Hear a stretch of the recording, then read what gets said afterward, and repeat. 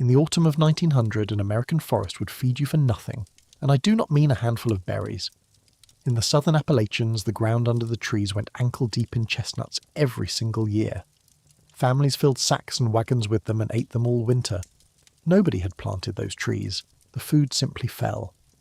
We were taught that this was nature being generous, an untouched continent, overflowing, waiting for us to arrive. It was nothing of the kind. That forest was built. Somebody shaped it deliberately across thousands of years, and the free food falling out of it every October was a harvest rather than a gift. And then it stopped. Not gradually the way things usually die. A man who filled sacks with those nuts as a boy lived to walk back through the same woods in middle age and find nothing standing but grey skeletons. It is the speed I keep snagging on. Not that it happened, but that it happened so fast and so completely that within 2 generations almost nobody in this country remembered the forest had ever fed anyone at all. So tonight I am going to show you who built it and what actually killed it. And by the time we are finished, the empty wilderness we drive out to the national parks to admire is going to look a lot less like the beginning of this story, and a lot more like what was left over after it ended. Chapter 1. The word was not wild.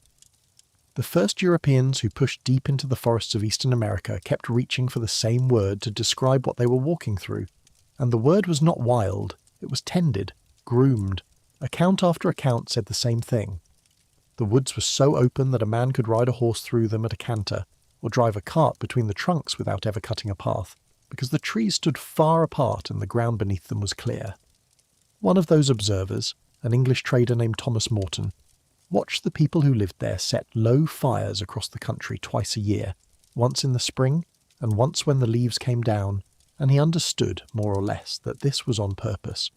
The forest they described was open and sunlit, the trunks spaced like the trees in a wealthy Englishman's private park, the floor thick with grass and berries and nut trees heavy with food. You could see a deer a mile off. You could gather a winter's worth of calories in an afternoon, and they mostly missed what that word implied. They thought they had stumbled into a wilderness that God had left lying around for them, an untouched Eden waiting to be claimed. What they were actually standing in was closer to an orchard, not one with fences and rows, a forest that had been burned and planted and pruned by human hands for thousands of years, until it dropped free food onto the ground every autumn for anyone who knew how to gather it. And within a few generations of those first admiring descriptions, almost all of it would be gone. So completely gone that the people who came after would look at the tangled green that grew back and call it primeval, ancient, the way nature had always been. We are taught a very clean story about food. It goes in one straight line. First, we were foragers, wandering and hungry, grabbing whatever we could find. Then we invented farms, rows of wheat and corn, and that was the great leap forward. And then, at the top of the climb, came the supermarket, aisles of everything, the final and obvious destination. Simple, onward and upward, each step better than the last. Most of us have never questioned it, because why would you? But that tidy climb leaves something out. For most of human history, across enormous stretches of the planet, there was a fourth way of eating that does not fit anywhere on that line. People did not only forage, and they did not only farm in tidy fields. In many places they engineered the forest itself into a machine that fed them. They turned wild land into orchards you could not tell were orchards. They manufactured soil by hand, black and impossibly rich, in places where the natural dirt was almost dead.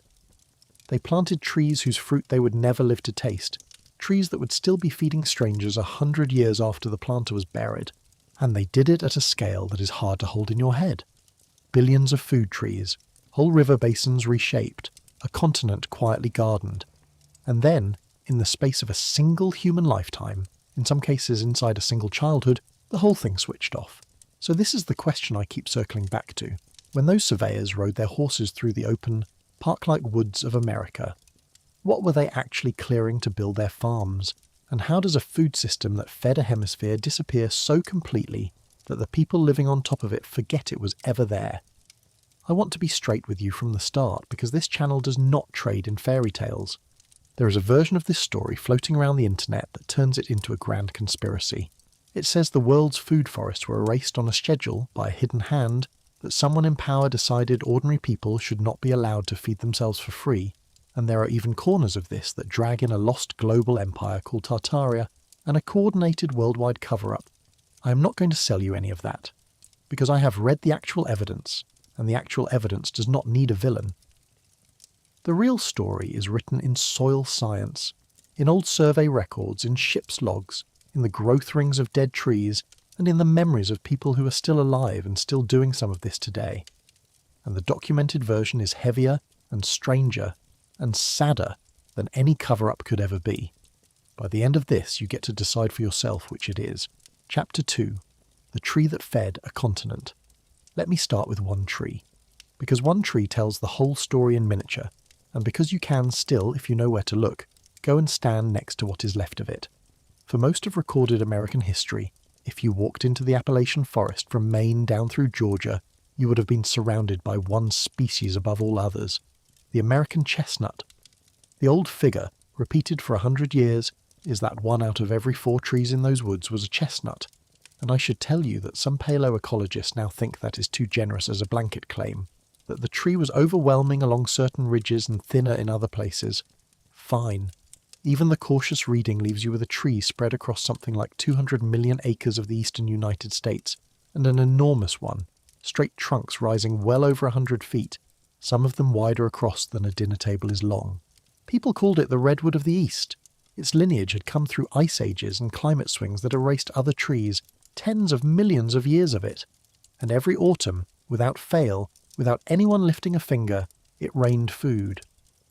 Chestnuts are not like acorns. You don't have to leach the bitterness out of them for hours before they are safe. You can eat them almost straight off the ground, roasted, boiled, ground into flour. They are sweet and starchy, and they store beautifully through a hard winter. And they fell in quantities that are difficult to describe to a modern person. I said the ground went ankle deep, and that is not a figure of speech. People raked them into heaps the way you would rake leaves. The surplus went to the hogs and the cattle, and whatever survived, that went to market. Chestnut vendors worked the winter street corners of New York and Philadelphia, roasting them over coal braziers, and a great many of those nuts came off wild American trees, gathered by mountain families and shipped down to the cities by the ton. For a stretch of decades, you could hardly walk through the eastern forest in October without being within arm's reach of something you could eat. An entire regional economy, an entire way of surviving the winter, grew up in the shade of this one tree. And nobody thought to write down how much it mattered, because when something is that ordinary, that reliable, it becomes invisible. It is just there. It is just the forest. It always has been, and it always will be. Chapter 3. 1904 and the orange cankers. And then, in 1904, a forester named Hermann Merkel, walking the grounds of the New York Zoological Park, the place we now call the Bronx Zoo, noticed something wrong with the chestnut trees lining the paths. Their bark had cracked open into weeping orange cankers, and their leaves were browning and curling in the middle of the growing season. He called in a mycologist, a fungus specialist named William Murrell, to look at it. It took Murrell the better part of 2 years to isolate the thing, name it, and prove by inoculation that it was the killer, and by the time he'd done that, the disease had already jumped the zoo fence and turned up in the States all around New York. When he finally published, he issued a warning that turned out to be devastatingly accurate. This was not a disease the American chestnut was going to shrug off, or recover from, or learn to live with. It was going to sweep through the entire species. He was right. The culprit was a fungus we now call Cryphonectria parasitica, chestnut blight. It had come across the ocean riding on ornamental Asian chestnut trees, imported into the United States by nurseries, possibly as far back as 1876. The Asian chestnuts had lived alongside this fungus for thousands of years and had evolved to shrug it off. The American chestnut had never met it. It had no defence of any kind. The spores drift on the wind, on the feet of birds and insects, and they slip into the tree through the smallest wound in the bark, a scratch, a woodpecker hole. Once inside, the fungus produces an acid that kills the living layer just under the bark and strangles the tree from the inside. Everything above the wound is cut off from water. A giant that had stood for 2 centuries could be dead within a year or 2 of infection. And it moved fast. 20, 30, 50 miles a year. An unstoppable invisible tide rolling out from that first sighting in the Bronx. By 1910 it was tearing through Pennsylvania. By 1920 it had crossed the Appalachians. Foresters tried everything. They cut fire breaks, felling healthy trees in miles-wide bands to try to starve the fungus of hosts. It jumped them like they were not there. And by around 1940, less than 4 decades after Hermann Merkel first frowned at those orange cankers, close to 4 billion American chestnut trees were dead. 4 billion.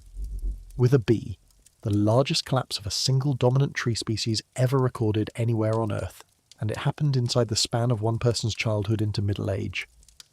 The boy I mentioned at the start, the one filling sacks in 1905, was barely middle-aged by the time the last of those trees came down around him. On the ground, that meant something very specific. A continent's free pantry, a food source so dependable that people built their winters around it. A thing so common nobody bothered to measure it, simply went dark. Not over centuries, and not slowly enough for anyone to adjust. Inside a childhood. The mountain communities that had leaned on the chestnut lost a piece of their food supply and a piece of their cash income in the same blow, right at the moment when a lot of other pressures were closing in on them. The tree did not go extinct in the strict sense. Its roots are stubborn, and to this day they send up hopeful little sprouts from the stumps of the dead giants. But those sprouts almost always get infected and die back before they are old enough to make nuts. The species is still technically alive. As a functioning part of the forest, as a provider, it is gone. This is exactly the kind of story the conspiracy tellings love. The wilder versions point at the timing and raise an eyebrow. The chestnut died, they say, right as industrial food and packaged groceries were taking over American life. Convenient, isn't it? Almost too convenient. Some of them go further and whisper about deliberate blight, a biological weapon, arboricide. But the evidence points somewhere much duller. This was an accident. A dumb, tragic, entirely documented accident. The United States Department of Agriculture traced the fungus back to imported Asian nursery stock, ornamental trees that people bought because they wanted something new and pretty in their gardens. And nobody at the time understood that a common-looking plant could carry a death sentence for a whole species. There was no plot. There was a spore on a leaf, and a global trade in decorative trees, and an ocean that used to keep these two organisms apart until steamships made the ocean small. That is all. No hidden hand required. But one thing from this story runs through everything else that follows. Hold on to how fast it happened. Because that speed, that sickening quickness, is the pattern. And the chestnut is not the only thing that vanished from the American forest inside a single lifetime. Chapter 4. The day the sky went dark. While the chestnuts were dying on the ground, something else was disappearing out of the sky. If you had stood in Ohio or Kentucky in the year 1850 and looked up at the right moment in spring, you might have seen the sun go out. Not a cloud. Birds. A river of birds flowing overhead so dense and so wide that it turned midday into dusk, and it did not pass in a minute or an hour. It could pass for hours, for days. The naturalist John James Audubon rode beneath one of these flights along the Ohio River in Kentucky in 1813, and gave up trying to count them. He reckoned the river of birds overhead was about a mile wide. He travelled 55 miles that day, and when he arrived they were still passing, and they kept passing for 3 days after that. The beat of their wings a sound like distant, endless thunder. These were passenger pigeons, and at that time they were almost certainly the most numerous bird on the face of the earth. The best estimates put their population somewhere between 3 and 5 billion.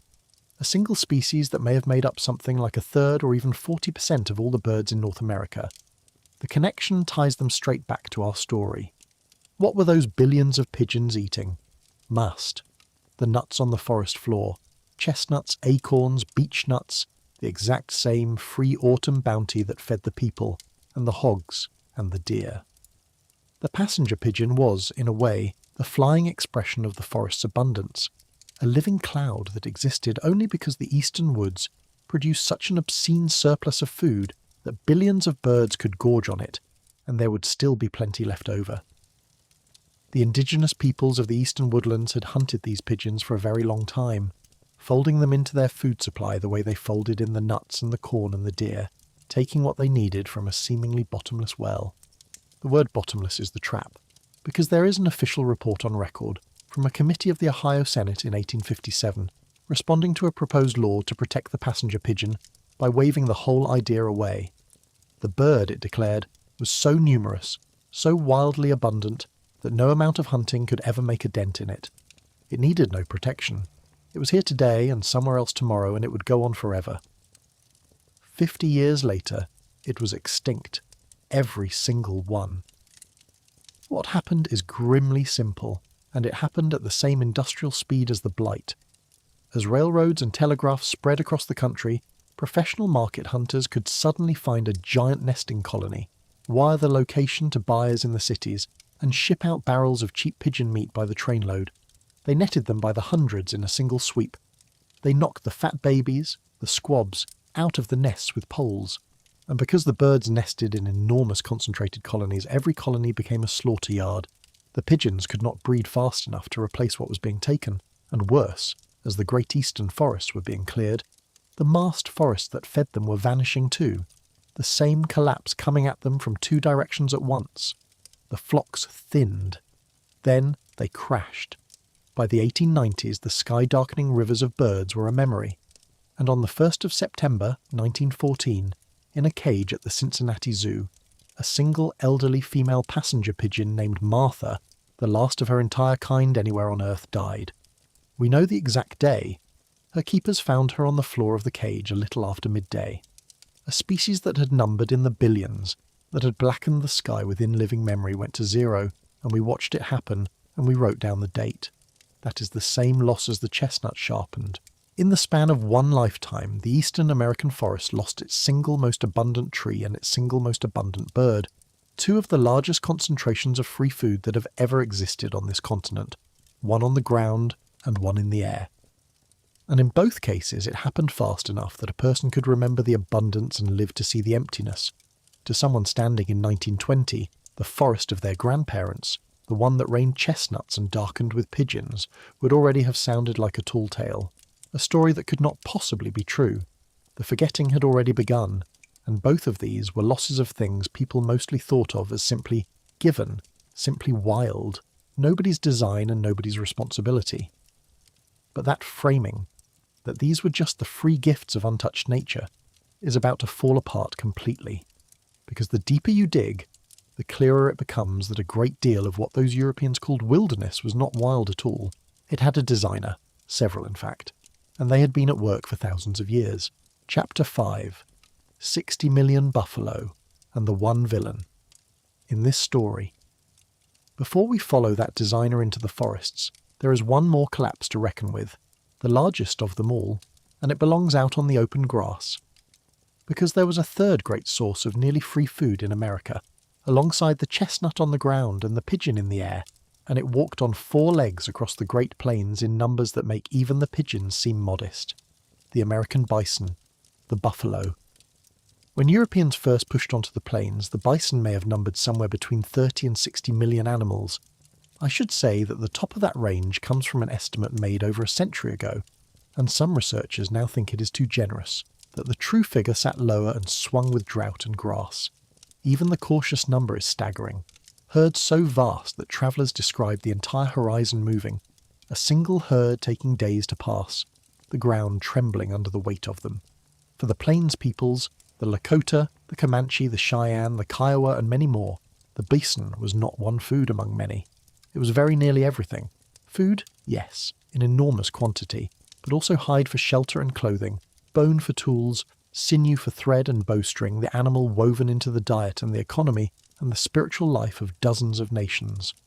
A walking, breathing food supply that renewed itself every spring for free. And the grasslands connect straight back to our designer. Those endless plains were not simply a gift of nature either. The plains peoples shaped them, deliberately, with the same tool the eastern nations used on their forests. Fire. Regular, controlled burning of the prairie killed off invading brush and young trees, and it triggered fresh, green, nutrient-rich regrowth of the grasses, the exact tender forage that drew the bison herds and kept them fat and coming back. How far that went is argued over. Some researchers read it as deliberate management of the herds by way of the grass, a kind of ranching with no fences and no ownership. Others think the fire was set for a dozen overlapping reasons, hunting among them, and that calling it herd management reads modern intent backward into it. What nobody disputes is that the burning happened, that it was regular, and that it shaped what grew from Texas to the Canadian border. The sea of grass that looked, to newcomers, like the purest untouched wilderness on the continent was in part a human creation, burned and renewed across countless generations to keep the great herds fed. And then, in a span of barely more than a decade, it was gone. In 1800, they still numbered in the tens of millions. Decades of pressure had thinned the herds by the 1870s, but millions of animals still ranged the plains. And then the railroads reached deep into bison country, and with them came the commercial hide hunters, and the killing reached a scale and a speed that is genuinely hard to comprehend. Hunters shot the animals by the hundreds from fixed positions, sometimes dropping 100 or more in a single afternoon, stripping the hides and leaving the carcasses to rot in the sun by the tens of thousands. The most intense slaughter, roughly from 1871 to 1883, wiped out one great herd after another. By 1889, a naturalist named William Hornaday tried to count every bison left alive anywhere in North America. He found about 635 still running wild, and the great majority of those were far to the north, in the Athabasca country of Canada. Add the ones penned in zoos and private herds, add the 200 sheltering inside Yellowstone, and his grand total came to 1,091 animals. A species of perhaps 60 million, reduced to a figure you could nearly count by hand inside about 15 years. The same sickening speed as the chestnut and the pigeon, the same free abundance switched off inside a single lifetime, out on the plains. This is where I have to break my own pattern, and I want to do it honestly because this is the one collapse in this entire story where the conspiracy instinct is not simply wrong. With the chestnut there was no plot, only a fungus and an accident. With the bison there was intent. Documented, explicit, official intent. The United States Army and government did not merely allow the slaughter. In important part they encouraged it, because they understood exactly what the bison meant to the Plains nations who were still resisting them. This is not something we have to guess at. In 1873, the Secretary of the Interior put the logic in writing, stating plainly that the civilization of the Indian was impossible, while the buffalo remained on the plains, and that he would not seriously regret the total disappearance of the animal. Following exactly that reasoning, army posts on the frontier handed out surplus ammunition to the hide hunters, outfitted and escorted their hunting parties, and made a practice of looking the other way when the hunters crossed into country the treaties had closed to them.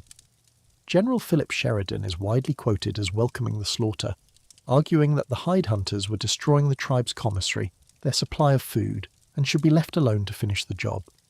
You should know that no official record of that particular speech has ever been found, and historians treat the wording, and possibly the whole occasion, as unreliable. But the broader policy it captures is thoroughly documented. Theodore Roosevelt years later would describe the vanishing of the herds as a regrettable but necessary step in the conquest of the West. Put it all together, and the killing of the buffalo was, in a documented and deliberate way, a weapon aimed at human beings through the animal they depended on. So the honest answer this time is not that there was no villain. There was one, at least in part, and the record says so plainly. I tell you that not to rebuild the grand global conspiracy I set aside at the start, because a specific, documented regional policy of bison destruction is a completely different thing from a secret worldwide hand, erasing all food forests on a schedule. But it would be dishonest to pretend intent never appears in this story. Sometimes it does. The trick, the thing that separates careful thinking from paranoia, is telling the difference between the accident and the fungus, the impersonal grind of law and economics, and the genuine, provable act of policy. All three are in here, and out on the plains, it was the third. The bison, at least, has a happier coda than the pigeon. It did not go fully extinct. A tiny remnant was saved in private herds and in the new national parks, and today the animal has clawed its way back to hundreds of thousands, and plains nations are leading efforts to bring living herds home to the grasslands their ancestors tended. But the sea of grass that fed 100 nations for free, and the way of life it held up, did not survive the 15 years of the Great Slaughter. It brings the whole question home with a jolt. If even the boundless plains were shaped by human hands, then how much of the so-called wilderness was ever truly wild? Start with the answer that is easiest of all to see. Chapter 6. The Oak Orchards of California. Travel across the continent to the oak country of California, and the designer's hand shows more clearly than almost anywhere else. Take a hike through certain old oak forests in the Sierra foothills or along the coast, and you will sometimes come across a flat outcrop of stone pocked with smooth round holes, worn deep into the solid rock, Those holes are not natural. They are mortars, ground into the stone over generations by people pounding acorns into meal, and there are places where you find dozens of them clustered together, the kitchen of a community that sat on that same spot, doing that same work, for centuries. Because for the indigenous peoples of California, the acorn was not a snack and it was not a famine food. It was the staff of life. Something like 3/4 of California's native people relied on acorns as one of their primary staples, and there is evidence they have been doing it for at least 9,000 years.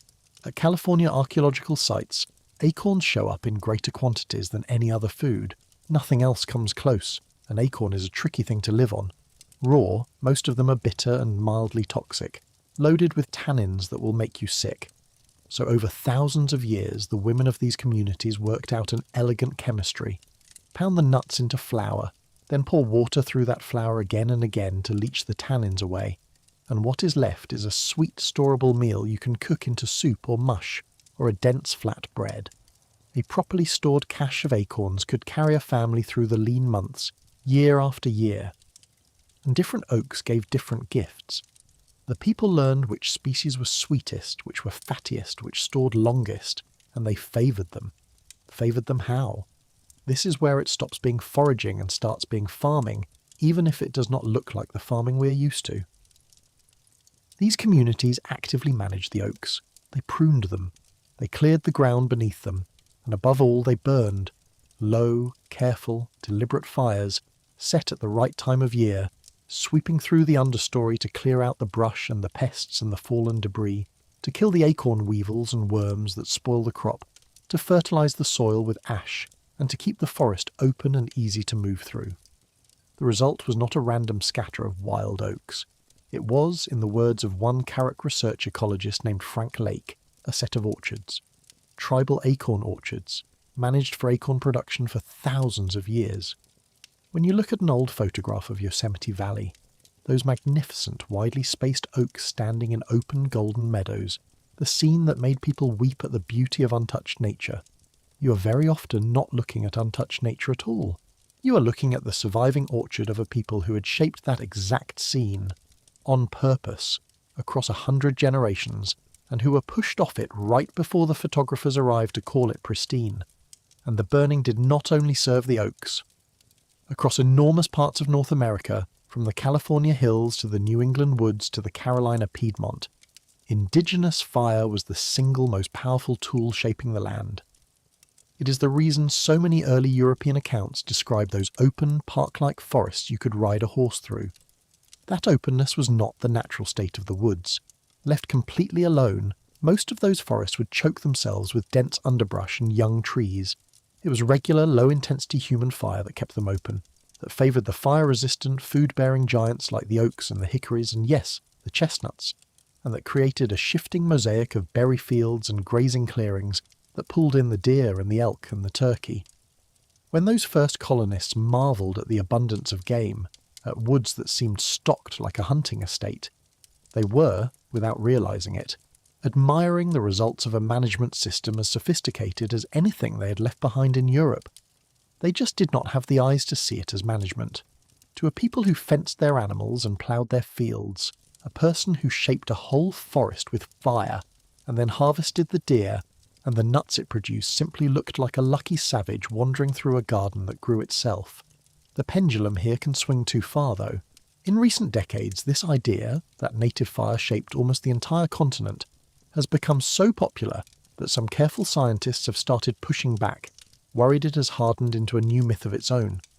Researchers studying the wet, dense old forests of the Pacific Northwest, and separately the tall mountain ash forests of Australia, have argued that not every forest was open and managed, that some of these ecosystems were genuinely dense and wet and rarely burned, and that draping the whole world in the image of the tidy, fire-kept woodland flattens a much more varied reality.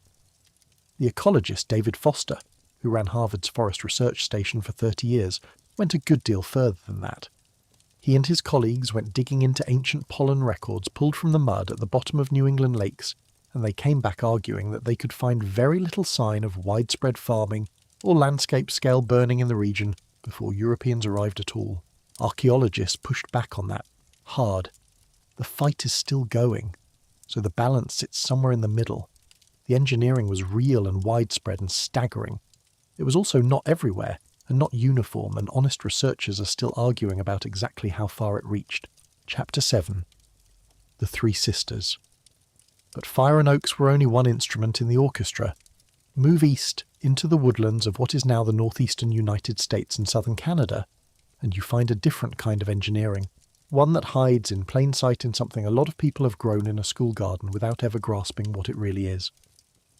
The Haudenosaunee, the Confederacy of Nations the French called the Iroquois, had a name for three plants they grew together, corn and beans and squash.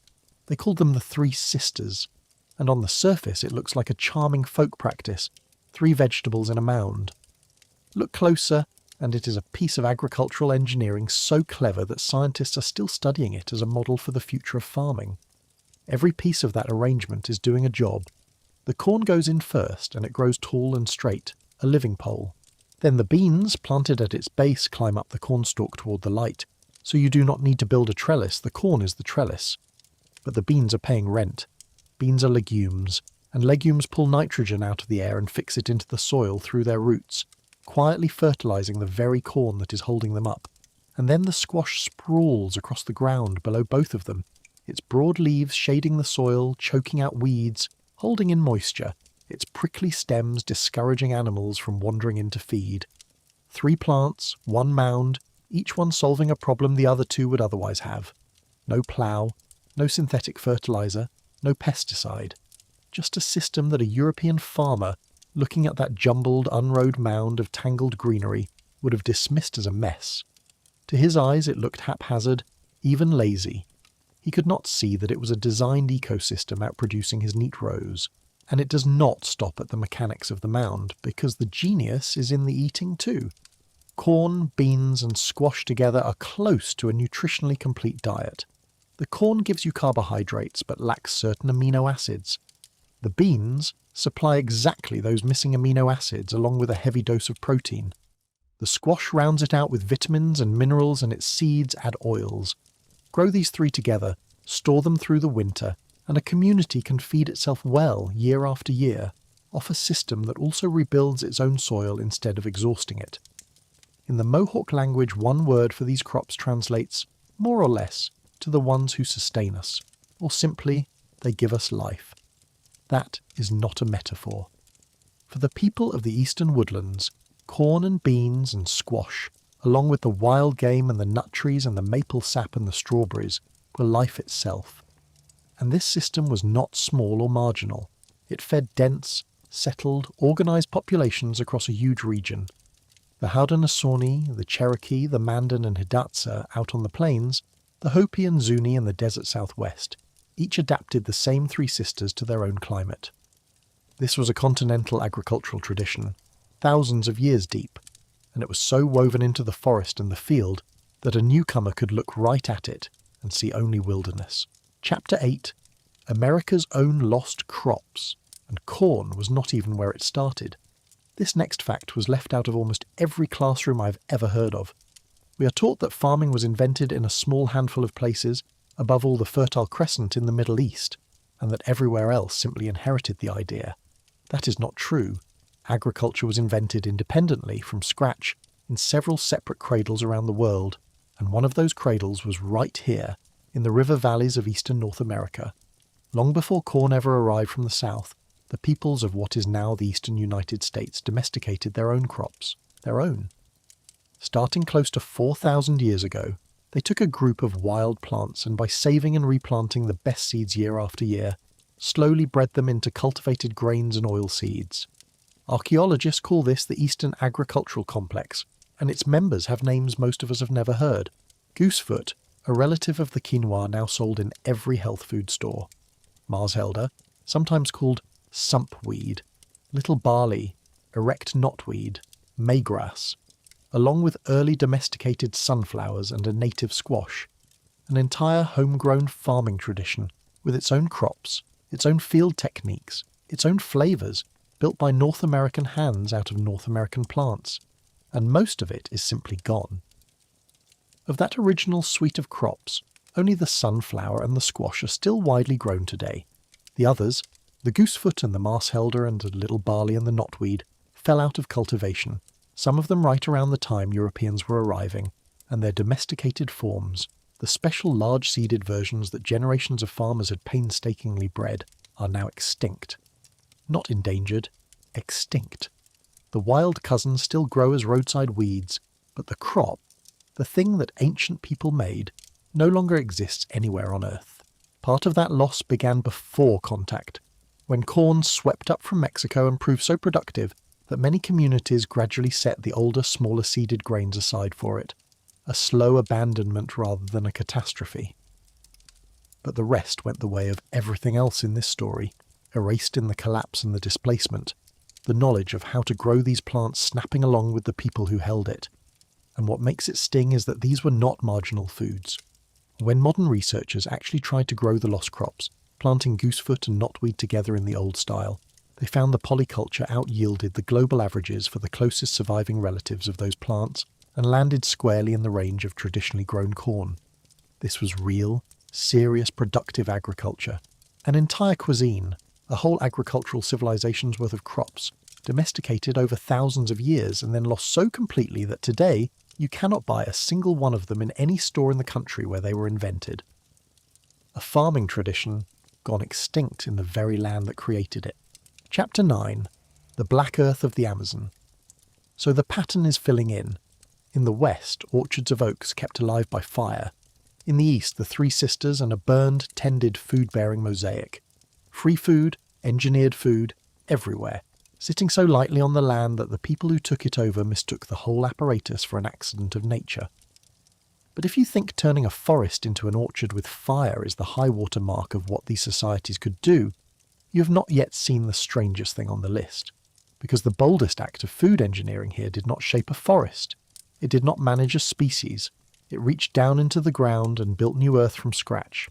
And it happened in the one place on the planet that every textbook told us could never support anything more than a few scattered, struggling tribes, the Amazon.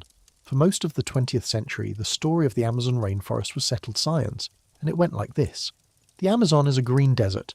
It looks lush, all that towering canopy and screaming colour, but the soil underneath is a lie. Strip the trees away and what you find is thin, acidic, red or yellow clay, nearly dead, so poor in nutrients that it can barely hold a farm together for more than a season or two before it gives out. The lushness you see is a closed loop of the trees feeding on their own fallen leaves, not on the ground. And so, the story went, the Amazon could never have held real civilization. A few small nomadic bands moving constantly to survive, scratching at the poor earth and moving on, empty in every way that counted. Pristine wilderness, the largest on earth. That story turns out to be almost exactly backwards, because scattered all through the Amazon basin, at hundreds and hundreds of sites, there are patches of soil that do not belong. In the middle of that dead red clay, you suddenly hit ground that is jet black and unbelievably fertile. The local people have a name for it, terra preta, Portuguese for black earth, and it is not a little bit better than the surrounding soil. It is a different universe. Terra preta can hold something like 3 times the organic matter of the dirt around it, and something like 70 times the charcoal. It runs deep, sometimes down a metre, sometimes 2 metres into the ground. Some patches stretch across dozens of hectares, and it is so alive, so packed with nutrients and microbes, that farmers today seek it out and dig it up to sell, because crops grown in it explode with a vigour the surrounding land cannot come close to. The first strange thing is that this soil is not natural. When you analyse it, you find what it is actually made of, and it is not geology. It is garbage. Ancient, deliberate garbage. Terra preta is loaded with charcoal, with broken pottery, with fish bones and animal bones, with the residue of manioc peelings and food scraps and human waste, all of it layered and composted and charred into the earth over long stretches of time. It is, quite literally, a soil made out of the daily life of the people who lived there, their trash and their cooking fires and their kitchens, turned into some of the most fertile ground on the planet. And they made it on purpose, using a method researchers call slash and char, smouldering their waste at low temperatures to make charcoal rather than ash, then working it into the ground where it locks in nutrients and stays stable for thousands of years. This was happening across the basin over a long span, roughly from a few hundred years before the Common Era through the first millennium after it. The second strange thing gives me chills every time. We are not guessing at how they did it, because their descendants are still doing it, right now, today. A people called the Quikuro, living in the upper Xingu region of the Brazilian Amazon, still make dark earth. They have a word for it, egepe, and in a study published in 2023 in the journal Science Advances, researchers worked alongside Quikuro villagers, including a co-author named Takuwate Quikuro, and documented the living practice. The villagers gather their ash and their charcoal and their fish bones and their manioc waste into heaps, sweep it up, and spread it where they intend to plant, and over the years it seeps down and transforms weak ground into rich ground. As one Quikuro elder put it to the researchers, when you plant where there is no HP, the soil is weak. That is why they throw the ash and the peelings and the pulp. This is not a lost secret decoded by scientists. It is an unbroken thread, a technology thousands of years old, still humming along in the hands of the great-great-grandchildren of the people who first invented it. The scientists did not crack the code. They asked, and the answer was living in the village the whole time. And that leads to the part that redraws the map of the ancient world. Wherever you find the dark earth, the forest standing on top of it is different. It is stacked disproportionately with useful trees. Brazil nut, cacao, peach palm, acai, food-bearing species clustered together in combinations that simply do not occur together by random chance. Ecologists reason it out this way. When useful species pile up together against the long odds of random seed dispersal, the explanation that best fits the evidence is that people put them there, which would mean the so-called untouched rainforest, in huge stretches, is a planted one, an orchard the size of a country disguised as wilderness. Some archaeologists now argue, from the dark earth and the earthworks and the sheer spread of it, that the pre-contact Amazon held something on the order of 8 to 10 million people, not a scattering of bands moving through. Millions. Others put the figure lower, and the argument is very much live. But even the conservative estimates now describe a basin with towns in it, and roads, and worked ground. One island in the Amazon Delta, Marajó, may have supported something like 100,000 people on its own, though that number comes from one researcher's reading of the mounds, and other archaeologists have argued hard that the land could never have fed that many. The Green Desert was, it turns out, one of the most heavily gardened places on the planet, and we spent a century calling it empty because we could not read what we were looking at. The science here is still moving. The strong consensus held by most researchers is that the dark earth was made deliberately by human hands, but there is a real minority position. A study published in 2021 argued that at least some of Terra Preta's fertility might be partly natural, that certain minerals could have washed in from ancient rivers and enriched these spots without human design. Most experts do not find that persuasive as a full explanation, given the pottery and the bones and the living Quikuro practice, and two separate groups of researchers published formal rebuttals to it. But honest science means telling you the argument exists, so treat the engineered Amazon as a strong and rapidly growing case, not a closed file. Chapter 10, Peeling Back the Jungle. But if people built all of this, the orchards and the dark earth and the gardened rainforest, then the real mystery is no longer who they were. The real mystery is the one we started with, and it just got much harder. How do you lose all of this? How does a civilization that reshaped a continent, that manufactured soil and planted rainforests and fed itself for thousands of years, vanish so thoroughly that the people who came next stood on top of its orchards and its earthworks and saw nothing but virgin wilderness? To answer that, we have to talk about proof. Because before we talk about how these people disappeared, I need to show you just how many of them there really were. And for a long time, we could not, because the evidence was hidden under the one thing that hides everything, the forest itself. For centuries, the dense tropical canopy of Central and South America kept its secrets almost perfectly. You could walk right over the ruins of a great city and never know it, because the jungle had swallowed it whole, wrapped every pyramid and plaza and roadway in 100 feet of green. An archaeologist could spend a career hacking through the undergrowth and map only a tiny fraction of what was there. The forest was hiding more than the food gardens.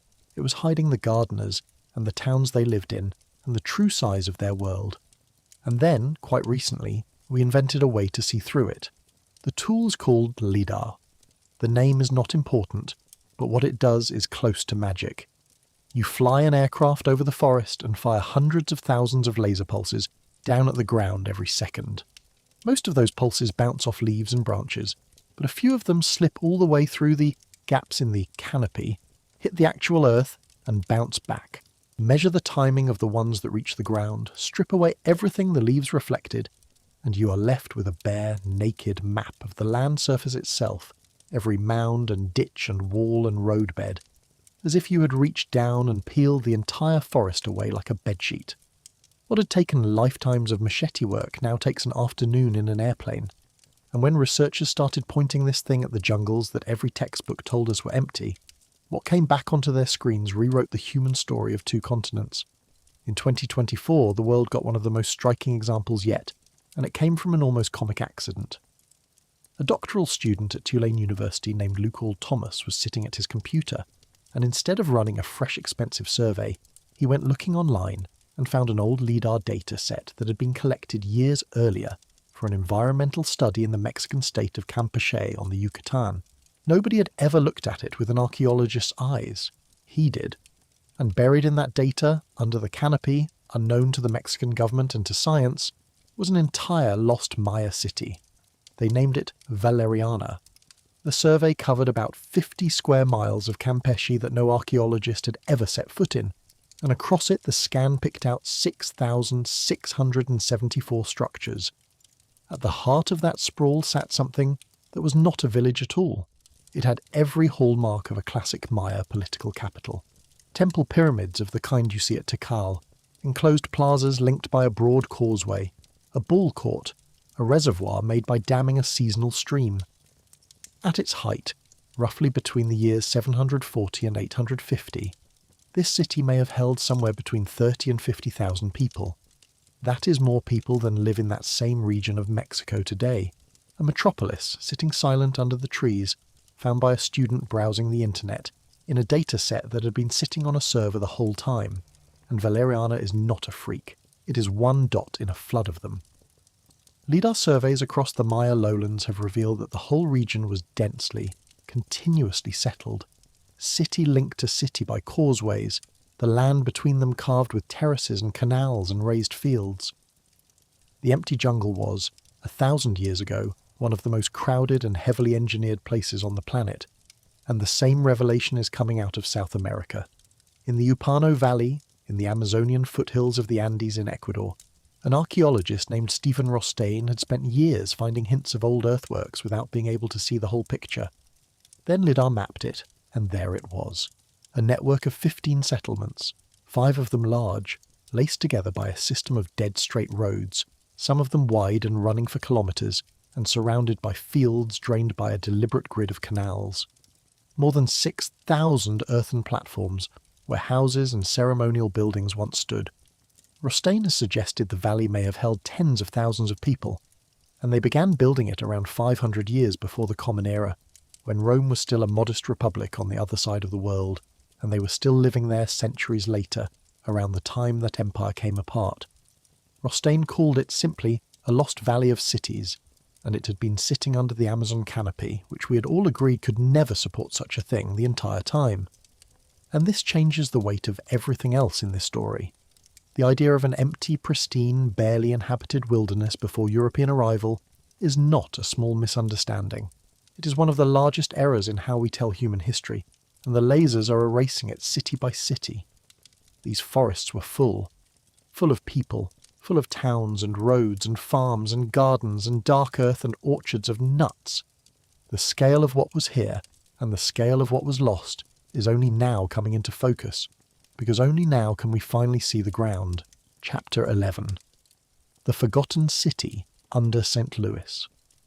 And you do not have to go to the jungle to find a forgotten city. There is one buried under the suburbs of the American Midwest, and its story tells you almost everything about how thoroughly this history was erased. Just across the Mississippi River from modern St. Louis in southern Illinois, there once stood the largest city in what is now the United States. It was called, by a much later tribe who had nothing to do with building it, Cahokia. We do not know what its own people called it, or themselves, because they left no writing, but we know how big it was. At its peak, around the year 1100, Cahokia may have held between 10 and 20,000 people. By most estimates, that put it level with London at the same moment, or ahead of it, though medieval head counts are slippery on both sides of that comparison. Either way, a city standing alongside the urban centres of medieval Europe. And it would remain the biggest city anywhere in what became the United States until Philadelphia finally overtook it in the 1700s, more than 6 centuries later. This was not a village of huts. Cahokia sprawled across roughly 6 square miles and contained at least 120 earthen mounds.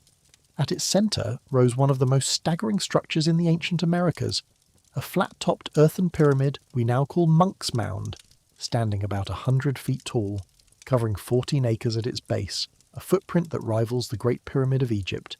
And it was built entirely by hand. No wheels, no metal tools, no draft animals of any kind. Every single one of its millions of cubic feet of earth was dug with tools of stone and wood and carried up one woven basket at a time on human backs. Something like 14 to 20 million basket loads of earth, hauled up over generations to raise a mountain by will alone. Around it lay a grand plaza of some 50 acres, deliberately levelled and flattened for ceremony and for a rolling stone game the people played. A wooden palisade wall 2 miles long, requiring close to 20,000 logs, enclosed the core.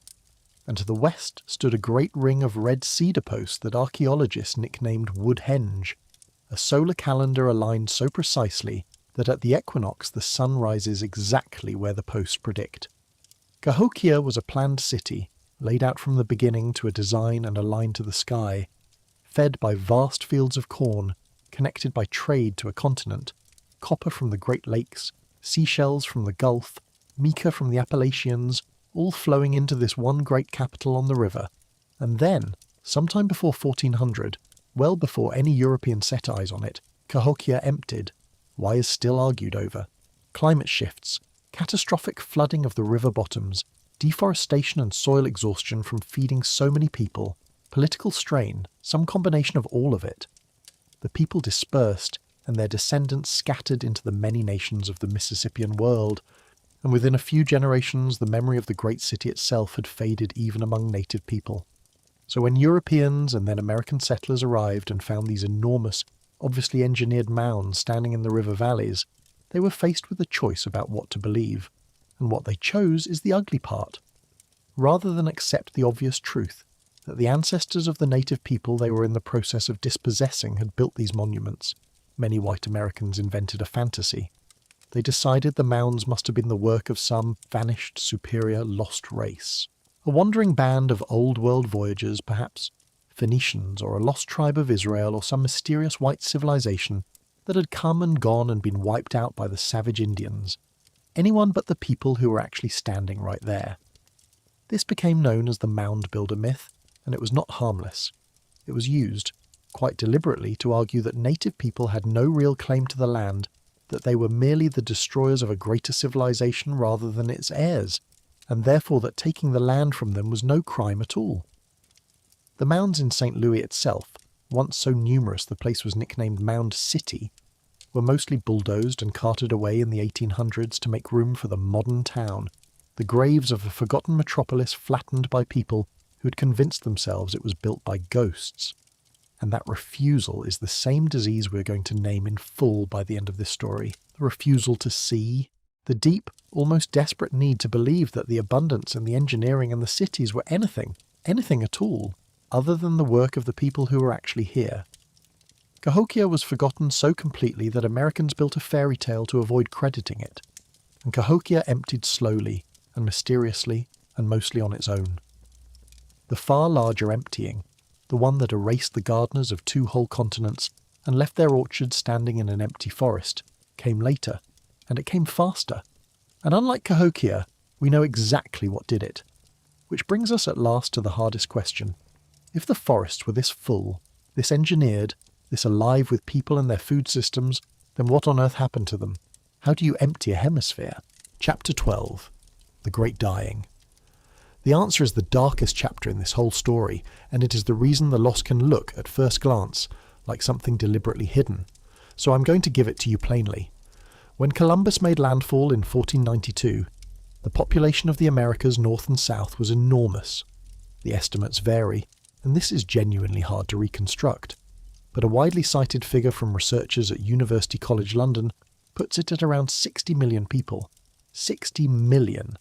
That was something close to a tenth of the entire human population of the planet at that moment, living across 2 continents, in cities and towns and farms and gardened forests. And then, over roughly the next 100 years, something happened that has no equal in recorded human history. 90% of them died. Around 55 to 56 million people gone inside a century. The overwhelming cause was disease. Smallpox, measles, influenza, illnesses that had brewed for centuries in the crowded cities and livestock herds of Europe and Asia, and that the peoples of the Americas had never encountered and had no immunity to whatsoever.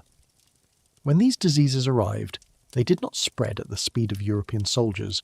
They spread at the speed of contact between one indigenous community and the next, which means they ran ahead of the Europeans, often by decades. Whole regions were emptied of people who never once laid eyes on a European face. A village would trade with a village that had traded with a village near the coast, and the invisible thing would arrive, and within weeks the place would be silent. Historians have a name for this catastrophe. They call it the Great Dying, and in proportion to the population of the time, it stands as very likely the largest mortality event our species has ever recorded. The Black Death, which haunts European memory, killed perhaps a third of Europe. This was 90% of 2 continents. One detail shows just how total this was, and it comes from an unexpected place: the study of Earth's climate. Researchers noticed a strange, sharp dip in atmospheric carbon dioxide recorded in Antarctic ice cores right around the year 1610, along with a genuine cooling of the global climate during that stretch, part of what is sometimes called the Little Ice Age, when European winters turned bitter and rivers that rarely froze solid. And a team at University College London, led by a researcher named Alexander Koch, along with colleagues including Mark Maslin and Chris Brierley, connected the two. Their argument is chilling in its logic. When 90% of the people of the Americas died, the vast areas of land they had been farming and burning and gardening, an area they estimated at something like the size of France, more than 50 million hectares, was suddenly left untended, and the forest came back. Wild vegetation reclaimed those millions of abandoned acres, and all that new growth pulled so much carbon dioxide out of the air that it measurably dropped the level of the gas across the whole planet and nudged the global temperature down. So many people died, and so much of their farmland went back to forest, that it changed the chemistry of the atmosphere and cooled the entire world. The gardeners of the Americas were so numerous, and their work so vast, that their sudden absence left a fingerprint in the ice. This specific climate claim is debated. Some researchers, looking at fossil pollen records from the Amazon, have argued that in many places the land was actually being abandoned and reforesting for other reasons a few centuries before Europeans even arrived, which complicates the tidy story of a single post-1492 collapse driving the whole climate signal. The exact size of the pre-contact population, the exact death toll, the exact contribution to the Little Ice Age, all of it is still argued over by serious people. But the core of it, that a staggering number of people lived here, and that a staggering number of them died in a single century, mostly from disease, leaving their engineered landscapes suddenly and catastrophically without caretakers, that is not fringe. That is the mainstream understanding. And it is the key to our mystery, because now you can see how the forests emptied. The gardeners did not pack up and leave. They died, faster than anyone could count, faster than anyone could write anything down. Chapter 13. How a living library burns. But dying is only half of the explanation for why the knowledge vanished so completely. And this next part is the piece I most want you to carry out of this video, because it is the quiet, devastating heart of the whole thing, and almost nobody talks about it. Running a food forest takes something people rarely stop to name, not stumbling on one, building one and keeping it going. A chestnut tree does not make a real crop of nuts for the first 30 or 40 years of its life. An oak can take 80 to 100 years to come into its full production. Set that timeline against a single human life. When you plant one of these trees, you are not planting it for yourself. You will very likely be dead, or too old to climb before it feeds anyone. You are planting it for your grandchildren, and for strangers you will never meet. which means the only reason there was a forest full of mature food trees for those first Europeans to marvel at is that somebody, generations earlier, had planted trees for people they would never live to see, trusting that the chain would hold, that their children would tend the saplings, and their children would harvest the nuts, and their children would plant the next 100 years. A food forest is not a thing. It is a relationship stretched across lifetimes between a community and a piece of land. The knowledge of how to run it does not live in any single person's head. It lives in the handoff, in the elder showing the child which tree to burn beneath and which to leave, which acorn stores longest, when to set the fire, how to read the land. It is a living library, and every volume in it is a human being, and the whole thing only works if the books can keep talking to each other across the generations. Break that chain. Not slowly, all at once. Kill 9 out of 10 people in a single century, and do it so fast that the elders die before they can finish teaching, and the children die before they can learn, and the ones who survive are scattered and displaced and fighting just to stay alive. What happens to the library then? It does not fade gently, one forgotten fact at a time. It shatters. The trees are still standing. They keep dropping their fruit into the empty forest, year after year, faithfully, for nobody.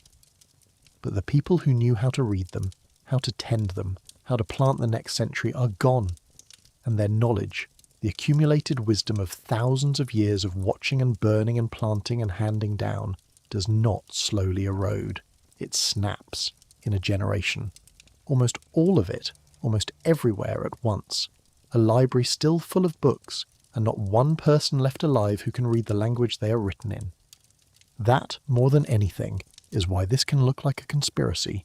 Because when you stand in the aftermath and see a whole hemisphere's food knowledge simply gone, wiped out across an entire world in the blink of a historical eye, your gut screams that somebody must have done this. Somebody must have decided it is too total, too fast to be an accident. But it was not a decision. It was something quieter, and in a way something far worse than a plot. It was a chain of living memory, tended for millennia, snapped by disease in a single lifetime, across 2 continents at the same time. Nobody needed to erase the knowledge. The people who carried it died before they could pass it on, and the knowledge died with them, in their arms, mid-sentence. That is the real horror of it, not a hidden hand, an empty one. And Chapter 14, The Food That Grows on Water. And it was not only the great forest that worked this way. The same idea, plant and tend and take only your share, and leave the rest to renew itself, shows up wherever you look, in water as much as on land. Go north, to the lakes and slow rivers of the western Great Lakes country, and you find another whole food system that has been running, unbroken, for thousands of years, and that most Americans have never thought about for a second. The Anishinaabe peoples, the Ojibwe and their relatives tell of an ancient migration guided by prophecy out of the east, with instructions to keep moving until they reach the place where the food grows on the water. And they did reach it, in the lake country of what is now Minnesota, Wisconsin, and the surrounding region, where a tall aquatic grass grows up out of the shallow water, and, in late summer, ripens into a dark, nutritious grain. In English we call it wild rice, though it is not really a rice at all. It is the only grain native to North America that anyone still eats in any quantity. In the Ojibwe language it is manumin, which is often translated as the good berry. And it was not a minor food. It was a staple that carried entire communities through the brutal northern winters, gathered every autumn during the moon they named for the harvest itself. What makes it belong in this story is the harvest itself, a piece of gentle engineering as elegant as anything the Chestnut people or the Amazonians ever did.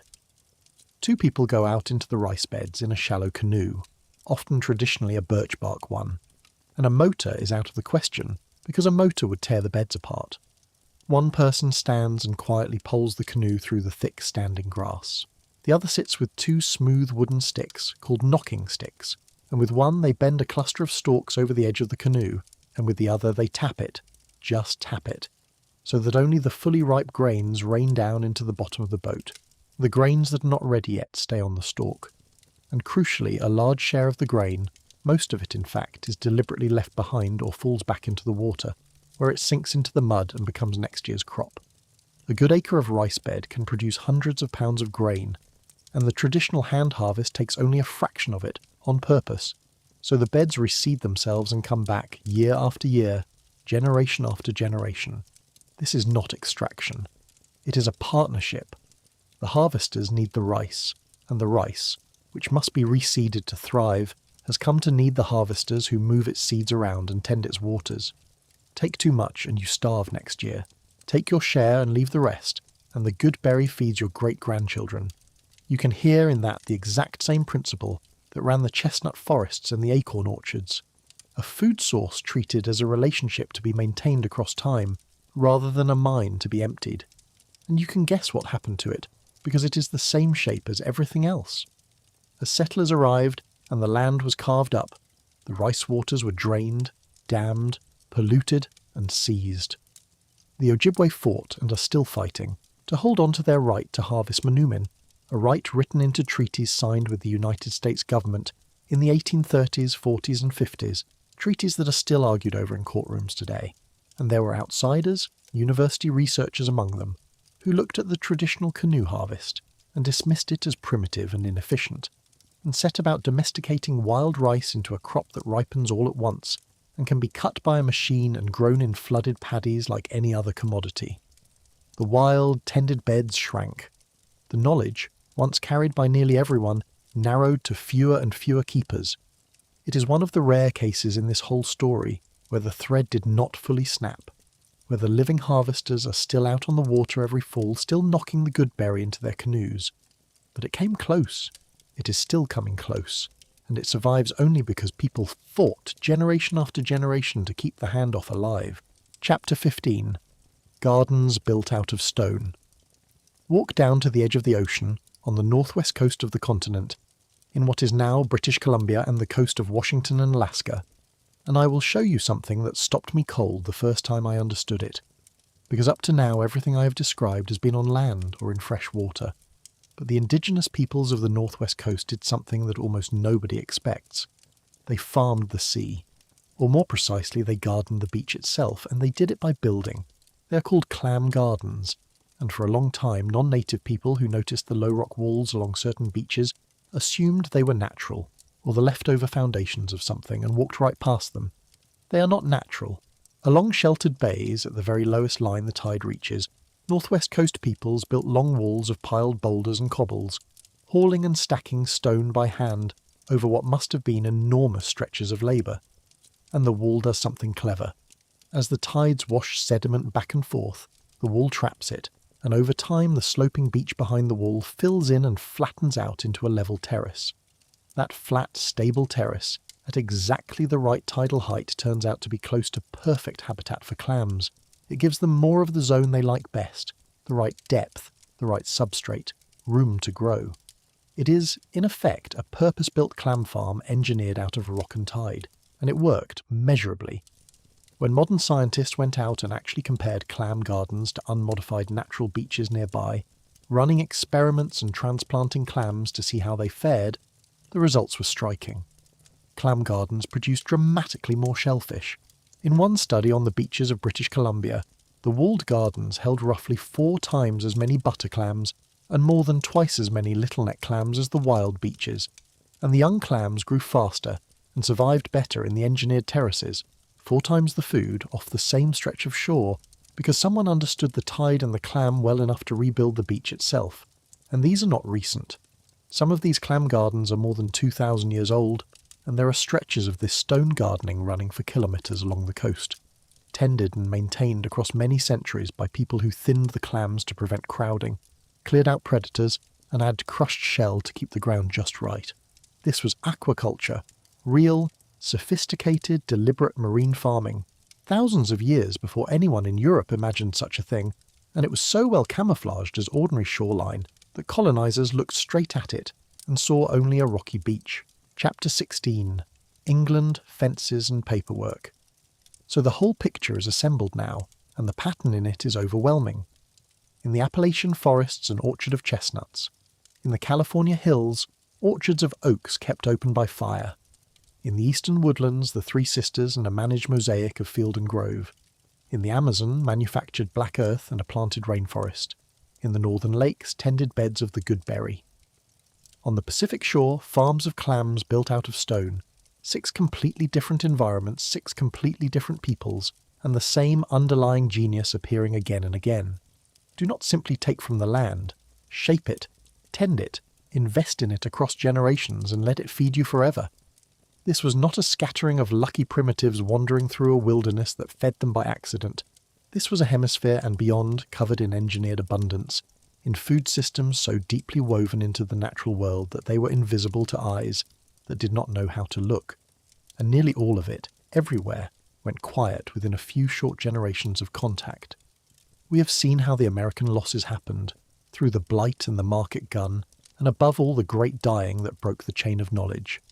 But I promised you at the start that this was not only about the Americas, because the very same thing, the trading of a free and shared abundance for scarcity and dependence, happened on the other side of the ocean too. It happened in England, and it happened without a single plague. Just paperwork and fences and law. For a very long time in England, ordinary country people could walk out onto shared land and feed themselves from it. This was the commons, and alongside it the old royal forests, and they were not empty scenery. They were a working food system, held in common by custom and by law. A villager who owned almost nothing, no fields, no herds of their own, still had rights, real legal rights with strange old names to the shared land. The right to graze a cow or a few pigs on the common pasture, the right to gather firewood, the right to cut turf for fuel, and among the most important, the right to turn pigs loose into the woods in autumn to fatten on the fallen acorns and beech nuts and chestnuts, a practice called pannage. That mast, the nutfall from the shared forest, was free protein, and the right to it could be the difference between a family making it through winter and not. The commons were not a luxury or a quaint tradition. They were an integral part of how the rural poor stayed alive and stayed independent. A person who could feed themselves from shared land did not have to beg anyone for wages. They were, in a small but real way, free. And then, over the course of roughly a century from about 1750 to 1850, that whole system was dismantled, deliberately, and made legal every step of the way. The mechanism was a flood of laws called the Enclosure Acts. Through more than 4,000 separate Acts of Parliament in that century alone, and more than 5,000 across the whole span from 1604 to 1914, the open fields and shared pastures and common woods of England were fenced off, privatised and handed over to wealthy landowners. By the early 20th century, close to 7 million acres, something over a fifth of the entire land area of England, had been enclosed under parliamentary authority. A gentleman who already owned scattered strips of land would come out of an enclosure with a tidy consolidated estate. A cottager who had held nothing but grazing and gathering rights on the common would come out with a scrap of poor land, or a little cash, or sometimes nothing at all. And even the small parcels handed over in compensation often came with the crushing legal cost of having to fence them, which the poor could not afford. So they sold up, or were pushed off, and the shared woods where their pigs had fattened on freemast for centuries became private property, ploughed under for profitable monoculture, off limits, enclosed. The human cost was enormous, and it was not quiet. There were protests, there were riots. When grain prices spiked and hungry crowds seized stores of food and sold it off at what they considered a fair and just price, they were not simply looting. They were asserting an old idea that people had a right to eat, that subsistence came before somebody else's profit, and that the market had no business pricing them out of survival. They lost. The power of money and the power of Parliament pushed the enclosures through, village by village, with no real right of appeal, until only a few scraps of common land survived. Mostly the village greens you can still see in England today, the last little fragments of what was once everywhere, and many of those cut loose from the land drained off the countryside and into the swelling industrial cities, into Manchester and Birmingham and Leeds, where they became exactly what the new factories needed. Economic historians do argue about how much of that migration the enclosures actually caused, and how much came from a growing population and the plain pull of a factory wage. Probably some of both. But to a family that had kept a pig on the common and lost the right to do it, the mechanism was academic. People who had once fed themselves from a shared forest now had to buy the seed, rent the field, and sell their hours to eat. I want to be careful and fair here. because this is the place where the conspiracy version is most tempting. If you line up the stories, the chestnut in America and the marst forests of England and the drained rice beds and all the rest, you see the same shape appearing over and over. A decentralized, shared, forest-based way of feeding yourself for free gives way to something centralized, private, purchasable, and controlled, every single time. And when a pattern repeats that cleanly across the whole world, the human mind lunges for the obvious explanation. Somebody must be doing this on purpose. Somebody must have wanted us dependent. But the coordination falls apart the moment you look closely. The causes could not be more different. In the Amazon and across the Americas it was disease, an accidental biological catastrophe no one planned or wanted. In Appalachia it was a fungus on an imported ornamental tree, a customs failure, not a plot. In England it was open, published, debated Acts of Parliament driven by landowners chasing agricultural profit and, they genuinely believed, improvement. Different centuries, different continents, and mechanisms that have nothing whatever to do with one another. What links them is not a conspirator. What links them is a logic. The same economic pressure, the pull toward private ownership and market dependence, and away from shared subsistence, arose independently in place after place because that pressure is simply what happens when certain forces meet certain opportunities. The pattern is real. It is the villain that is imaginary. And that distinction matters more than almost anything else in this story, because if you believe it was a plot, you go looking for a secret cabal to blame and you learn nothing useful. But if you understand it was a logic, a repeating economic and biological logic, then you can actually see it and reckon with it and maybe even choose differently. A logic is less satisfying than a conspiracy. It is also far more important. There is a strange, haunting footnote to the English part of the story, one that sits right at the edge of what we can prove. Drive through the older parts of the British and Irish countryside today, and you will see hedgerows, those dense lines of shrubs and small trees that divide the fields and run along the lanes. Most of them we think of as simple boundaries, living fences. But look at what actually grows in some of the ancient ones. Hazel with its cobnuts, crabapple, elder, heavy with berries, wild plum, and damson and sloe, sweet chestnut, wild cherry. In certain old hedges you find a concentration of food-bearing and useful species that, some researchers have suggested, is a little too convenient to be entirely random. Species that do not naturally colonize together in that mix by pure chance. And so there is an idea, and I stress that it is an idea and not settled fact, that some of these ancient hedgerows are the linear ghosts of old food forests, the last surviving lines of once far larger stands of planted food trees, pruned down over centuries into thin ribbons along the field edges, still quietly dropping nuts and fruit for anyone who walks past and knows to look up. Mainstream botanists would tell you to be cautious, that hedgerows accumulate useful species for many ordinary reasons, that people planted and encouraged these plants along boundaries for all sorts of practical purposes, and that reading them as the remnant of a vanished food forest is interpretation, not proof. That is a fair warning, and I pass it on. But I will admit that I cannot walk past an old hedge full of hazelnuts and wild plums now without wondering what it used to be. Whether that thin green line is the fossil of something that once fed a village. Chapter 17. Europe's bread tree. And England was not even the end of it. Cross to the mainland of Europe up into the mountains of the south, and you find yet another version of the same story, one that rhymes so closely with our American chestnut that it is almost eerie. Because Europe had a bread tree of its own. In the highlands of Corsica, in the Apennines of Italy, in the Cevennes of France, in parts of Spain and Portugal, the sweet chestnut, a cousin of the American one, was for centuries the difference between life and death for whole mountain populations.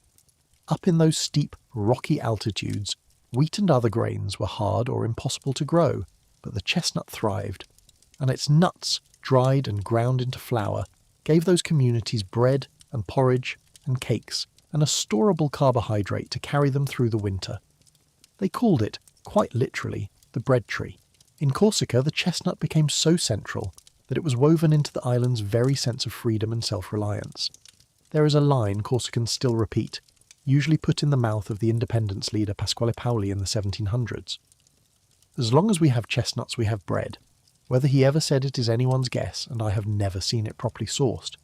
But an island kept that sentence alive for 250 years, and that tells you plenty about the tree on its own. A whole culture of independent mountain people, fed for centuries by carefully tended groves of a single generous tree, the same arrangement we saw in Appalachia, half a world away and entirely unconnected. And these were not wild forests any more than the American ones were. They were orchards, tended and grafted and passed down, some of the individual trees centuries old, monuments in their own right, each one a piece of inherited family wealth.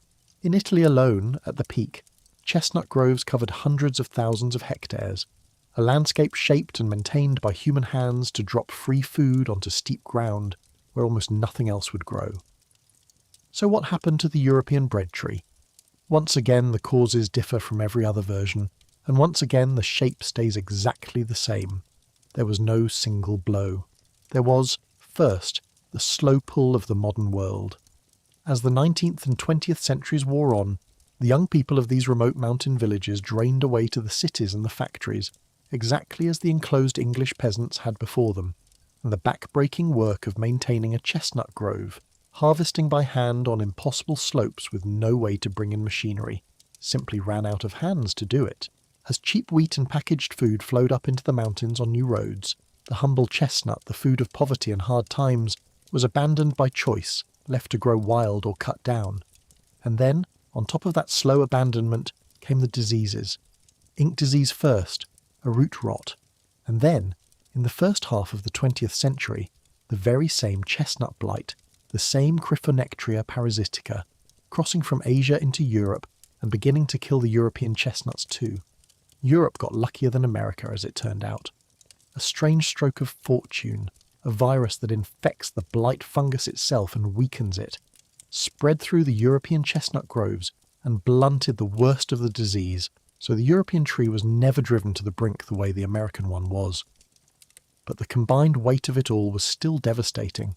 In Italy, the ground given over to chestnut as a food crop collapsed across the 20th century, from a peak measured in the hundreds of thousands of hectares down to a small fraction of it. The precise numbers shift depending on whether you count working orchards or every chestnut tree left standing. The shape of the fall does not shift at all. In Corsica, of some 35,000 hectares of groves that once covered the island, only around 1,000 are still farmed today. The rest gone feral or gone entirely, and there are old Corsican laments, actual mourning songs, written about the dying of the chestnut and the silence it left in the villages. Line it up with everything else, and the point becomes impossible to miss. Appalachia lost its chestnut to an accidental fungus. The Amazon lost its gardeners to disease. England lost its commons to acts of parliament. The mountains of southern Europe lost their bread tree to a tangle of depopulation and modernisation, and blight all at once. 4 completely different stories, 4 different mixtures of accident and economics and misfortune. No single hand connecting them, no master plan, and every single time the same ending. A shared, free, forest-based abundance that had fed people for centuries, quietly switched off and traded one way or another for dependence on something bought. Chapter 18. The Pristine Myth. So we have followed this all the way around the world and back, and we have arrived at one final question, the one that has been humming underneath this entire video from the very first minute. If all of this was true, if the forests were gardens and the wilderness was engineered and people fed themselves freely from a shaped and tended world for thousands of years, then why don't we remember it? Why is the deep, automatic picture in almost every modern mind still the empty Eden, the untouched wild, the pristine nature that had never known a human hand until we came along to conquer or protect it? To answer that, I have to introduce you to the single most important idea in this whole story, and to the geographer who gave it a name. His name was William Denevan, a geographer at the University of Wisconsin, and in 1992 he published a paper that quietly detonated under a lot of what people assumed about the Americas. He called it the Pristine Myth, and his argument, built on decades of evidence from archaeology and history and the study of old landscapes, was as simple to state as it was hard to absorb. The idea that the Americas in 1492 were a sparsely peopled wilderness, a world barely touched by human hands, is a myth. It is not true. The Native American world of the early 1500s was a humanized world almost everywhere you looked. The forests had been reshaped, grasslands had been created and maintained by fire, earthworks and roads and fields and towns were spread across both continents, populations were large, the land was worked, tended and lived in, top to bottom. And then Denevan added the twist that changes everything, the sentence that I think about constantly.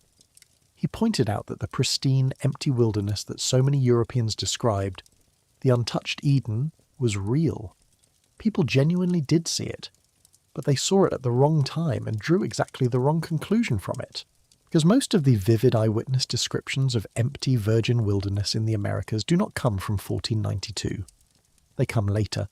They come from the period roughly between 1750 and 1850, when Europeans finally pushed deep into the interior of the continent.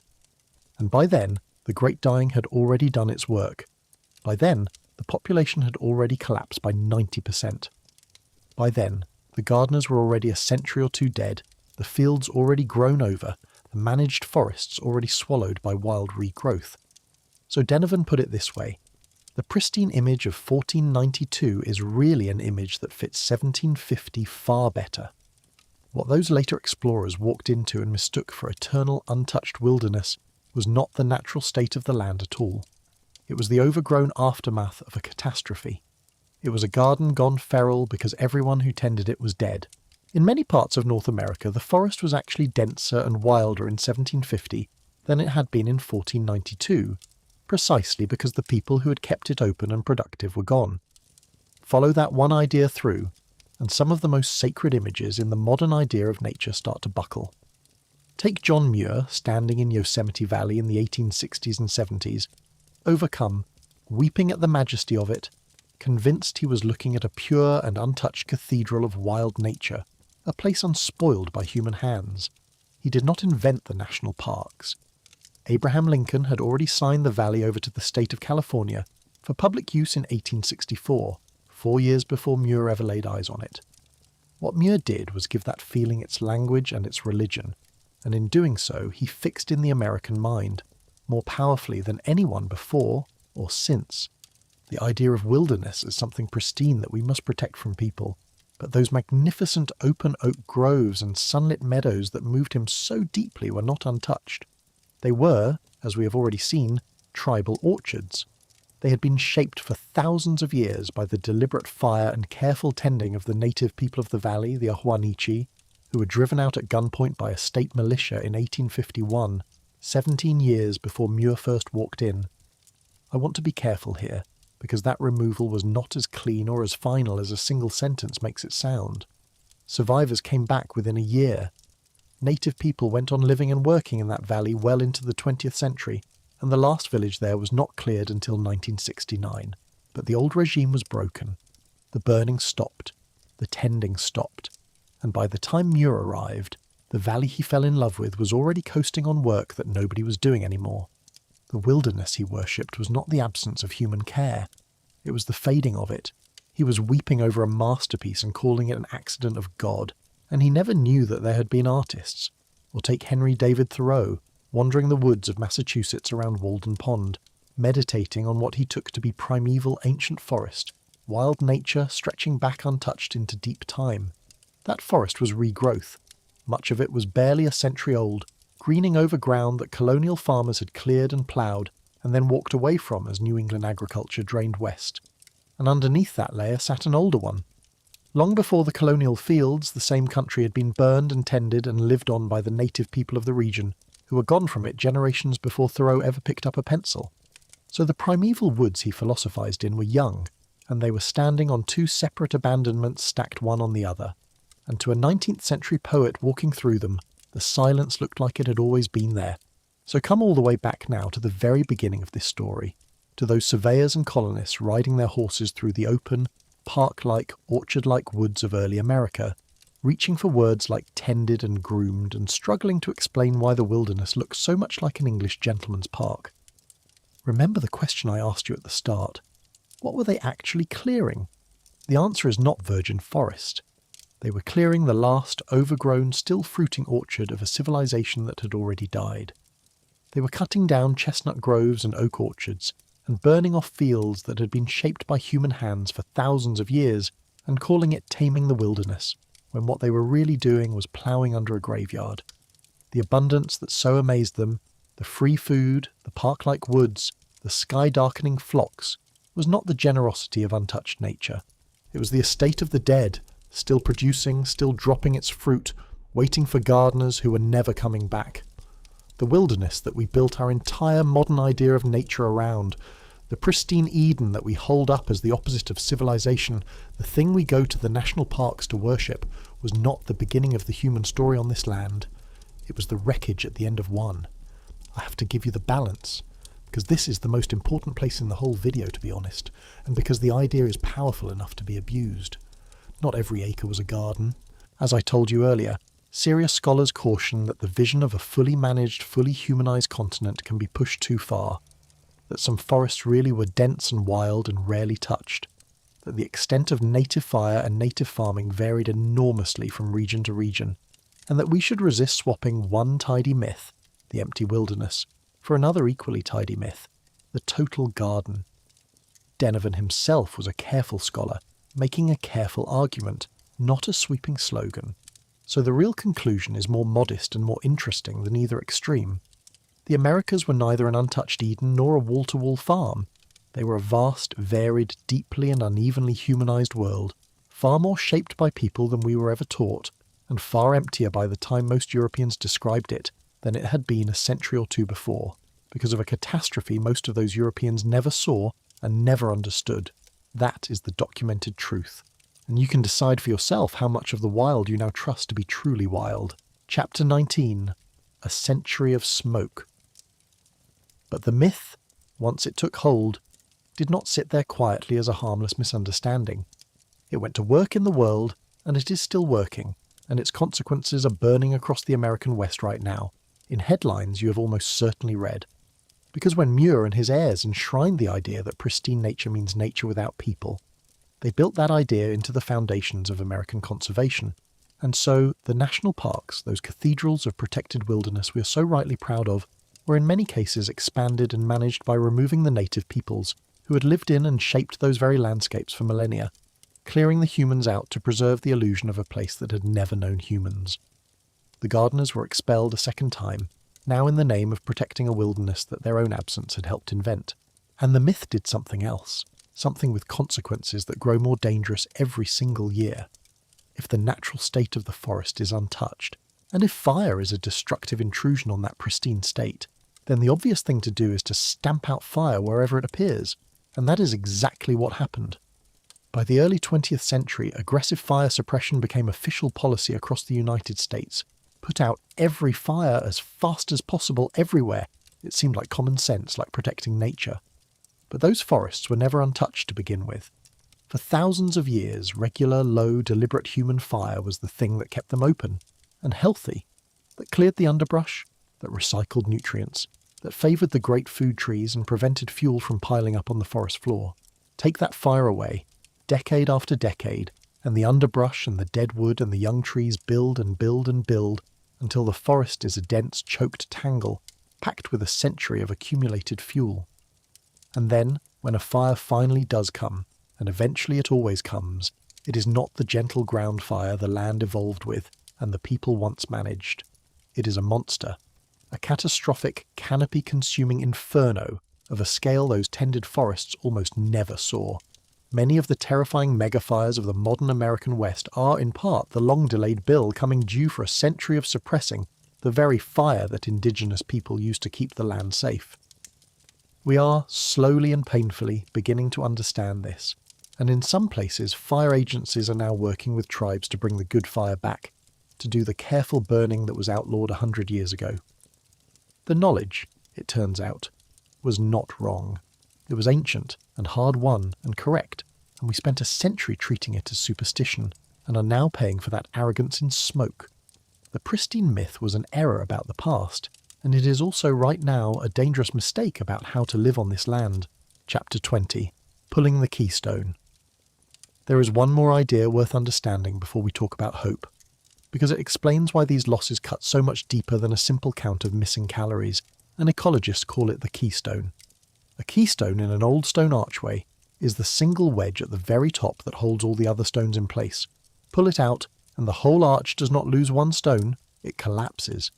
And the American chestnut was a keystone in exactly that sense. What made it so precious is a detail that even most of its admirers miss. Oak trees, its neighbours, are unreliable. They massed in cycles, a huge crop of acorns one year and almost nothing the next. Boom and bust, feast and famine. The chestnut did not do that. The chestnut produced a heavy, dependable crop nearly every single year, and that reliability was the quiet engine at the base of the entire forest food web. The deer and the bear and the wild turkey, the squirrels, the countless insects, and yes, in their season, the great flocks of passenger pigeons, all of them leaned on that annual chestnut harvest as a food supply they could count on. It was the archer's keystone holding up an enormous invisible structure of living things, so when 4 billion chestnuts died, the forest did not simply lose a tree, it lost its most dependable food, and the shock rippled outward through everything that had depended on it. The eastern woods shifted from an oak and chestnut forest to an oak and hickory one, trading the chestnut's steady yearly bounty for the oak's unpredictable boom and bust. 7 species of moth were known to feed on the American chestnut and on nothing else in the world, and several of those are now formally listed as extinct, gone with their tree, quietly, unnoticed, their names barely recorded. One of them, written off as dead for decades, turned up alive much later under another name. The others have not. The reliable heartbeat of the forest, the thing that had made the whole system so generous and so stable, went silent, and the ripples of that silence spread into corners of the ecosystem we are probably still failing to notice a century later. And that is the deeper truth about every single system in this story. The chestnut grove, the bison plains, the terra preta forest, the tended rice bed, the clam garden, none of them was ever just one thing. Each was the keystone of a whole web of life, human and animal and plant, all of it woven together and all of it leaning on the same carefully maintained abundance. Which is exactly why the people who ran these systems talked about them the way they did, as relationships, as relatives, as living things to be in balance with. They were not being sentimental. They were being precise. They understood that you were never tending a single crop. You were holding up an arch. And that is the knowledge that broke when the keystone was pulled, all across the world, in the span of a few short lifetimes. Chapter 21. Picking the knowledge back up. And that brings me to the part of this story that actually gives me hope. Because it would be easy to end on despair, and despair is not quite the truth either. Something is happening now. All around the edges of the modern world quietly, people are relearning how to read the garden. They are picking the old knowledge back up. Start with the dark earth of the Amazon, the terra preta, because it may turn out to be the most useful gift the ancient world ever left us, and we almost missed it entirely.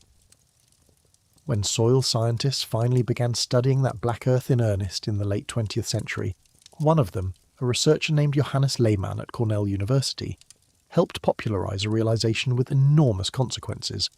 The reason terra preta stays fertile for thousands of years is the charcoal in it, that stable pyrogenic carbon that locks nutrients in place and refuses to break down. And that charcoal does more than feed the soil. It is a way of pulling carbon out of the air and burying it in the ground, where it stays put for centuries instead of warming the planet. Modern researchers gave the updated version of that ancient charcoal a name. They call it biochar. And it is now one of the fastest growing tools in the entire field of carbon removal, a genuine climate technology, with farmers earning carbon credits for burying it in their fields, all of it descended directly from a technique that Amazonian people worked out thousands of years ago while they were simply trying to grow more manioc. An accidental gift from the dead that might help us survive the mess we've made. There is a real ethical question tangled up in that, one worth naming. This knowledge came from indigenous communities. If there are fortunes to be made from biochar and carbon markets, will those communities see any of it? Or will their ancestors' invention be quietly taken from them one more time? That question does not have a comfortable answer yet, but the fact that we are even asking it is a kind of progress, and it is not only the soil. Across North America, the old food systems are being deliberately, stubbornly revived, as part of a movement indigenous people call food sovereignty, the right to grow and eat your own traditional foods in your own way, on your own terms. The Three Sisters are being replanted together in the old mounds by communities determined to remember. Mohawk children are taught to grow corn and beans and squash the way their ancestors did. Ojibwe families are still out on the lakes every autumn, knocking the good berry into their canoes and fighting in the courts and the state houses to protect the waters where manumin grows. On the northwest coast, First Nations and tribes are literally rebuilding clam gardens, hauling the stones back into the intertidal zone and reconstructing walls that had not been maintained in generations, bringing engineered beaches that are thousands of years old back to life and watching the clams return. Teams of tribal members and scientists working side by side, treating the old knowledge as a working technology for feeding people and healing a coastline rather than a museum piece. Even the chestnut, our great lost giant, is not entirely beyond hope. For decades, the American Chestnut Foundation and researchers around the country have been working to bring the tree back, and they have tried several roads. One is patient back-cross breeding, crossing the American chestnut with its blight-resistant Asian cousins, and then breeding the hybrids back toward the American tree again and again, trying to keep the towering American form and the sweet American nut while smuggling in just enough Asian resistance to survive. The other road is newer, and it has just taken a hard fall. Researchers at the State University of New York's College of Environmental Science and Forestry took a single gene out of wheat, one that lets a plant neutralize the acid the blight uses to strangle its host, and put it directly into an American chestnut. They called the tree Darling 58. For years it was the great hope, written up in the Times and National Geographic, an engineered American chestnut that could simply shrug the fungus off. And then, in December of 2023, the American Chestnut Foundation pulled its support for the petitions that would have let those trees out of the research plots. The growth was stunted. The trees were not resprouting properly after damage. Seedlings were dying at higher rates than anyone wanted. And there was one more detail, almost too strange to be true. The trees everybody had been studying since 2016 were not Darling 58 at all. A pollen mix-up in the lab meant that years of work and millions of dollars had been running on a different line entirely, one called Darling 54, with the inserted gene sitting on a completely different chromosome. Some researchers are still pushing for approval and have simply refiled under the correct name. Others have gone back to the breeding orchards to start over. Nobody can tell you yet which road gets there, or whether either one does. But the whole effort still represents something. 100 years after Hermann Merkel frowned at those orange cankers in the Bronx, human beings are trying, by several different paths, to undo it. To put 4 billion trees back, to make the forest rain free food again. Whether they succeed is genuinely uncertain. That they are trying at all is something. Chapter 22. The orchards still standing. One detail I cannot get out of my head turns this from a story about the past into a story that is not actually over, because the food forests were never entirely destroyed, not all of them. In protected old-growth reserves, in stretches of the Amazon so remote the roads have never reached them, in corners of the continent that were somehow spared the plough, ecologists keep finding something they describe in careful, cautious, scientific language. They find, they say, anomalous concentrations of useful species, which is the sober academic way of saying they keep stumbling onto clusters of food trees, growing together in combinations that do not happen by chance, in the middle of what is supposed to be untouched wilderness. Brazil nut and cacao and peach palm, standing in arrangements that, based on everything we now understand about how these forests grow, we can only really explain as the work of a human hand, deep in a forest with no one left who remembers planting them. These are the surviving orchards, planted by people whose names we will never know, whose descendants may have died in the Great Dying, whose language may be gone, and the trees are still there, still standing. They drop their fruit onto the forest floor every autumn faithfully for no one, and they are still in the deepest sense waiting to be read. Chapter 23. Planting for people you will never meet. So what did we really lose when the gardeners died and the knowledge broke and the forests were ploughed under and renamed wilderness?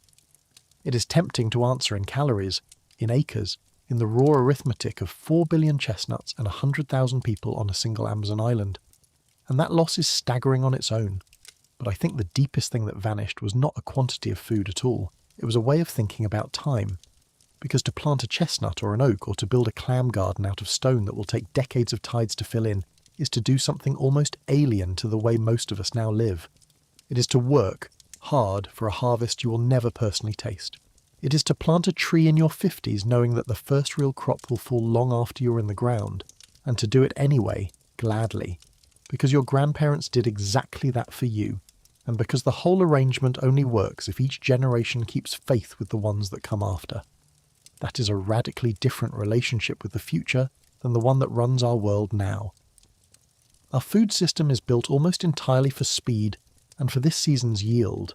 We grow annuals in vast single crop fields that we have to replant and refertilise and defend with chemicals every single year, and we measure success in quarterly numbers, and we have largely forgotten how to invest in an abundance that will not arrive until we are gone.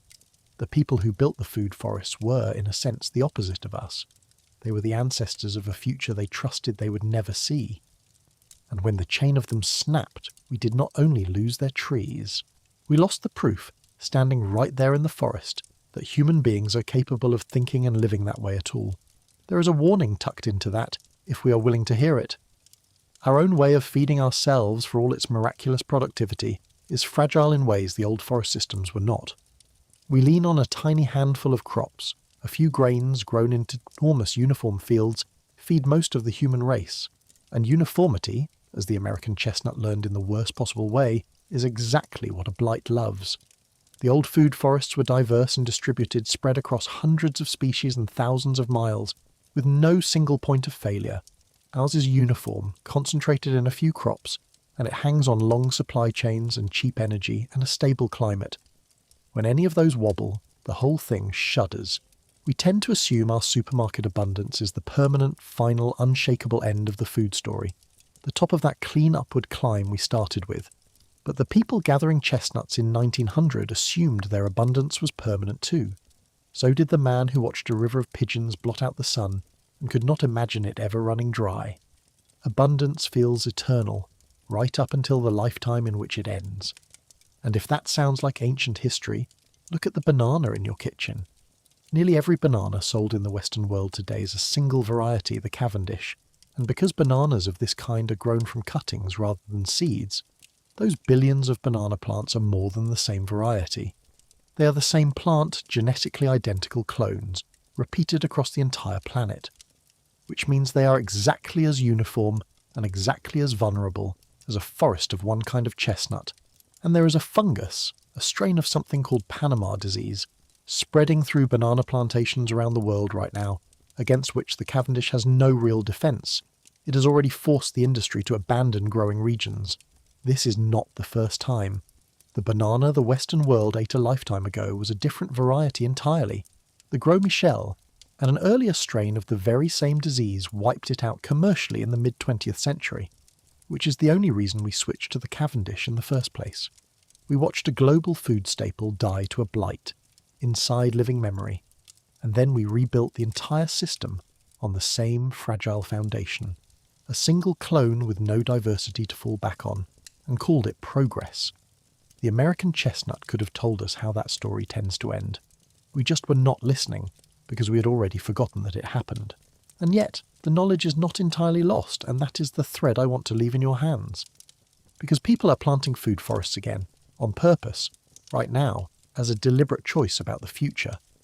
In cities across the world, communities have begun putting in public food forests in Seattle and beyond, planting fruit and nut trees and berry bushes on shared public land, open to anyone, where a stranger can walk in and pick their dinner for free, no money and no permission required.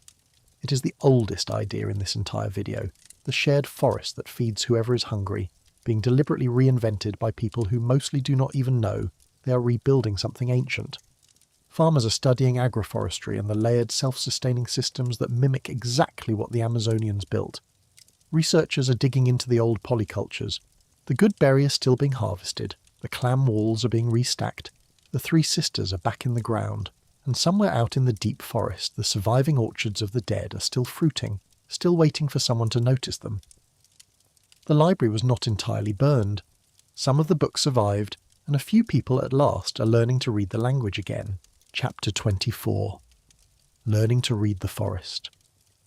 I keep coming back to that phrase, reading the forest, because I think it is the exact skill we lost, and the exact skill a few people are now fighting to recover. To the colonists on horseback, and to most of us today, a forest is scenery, a pretty green backdrop or a stand of timber waiting to be cut. But to the people who built these systems, a forest was a text, a dense, layered document you could learn to read, if you were patient and someone taught you the language.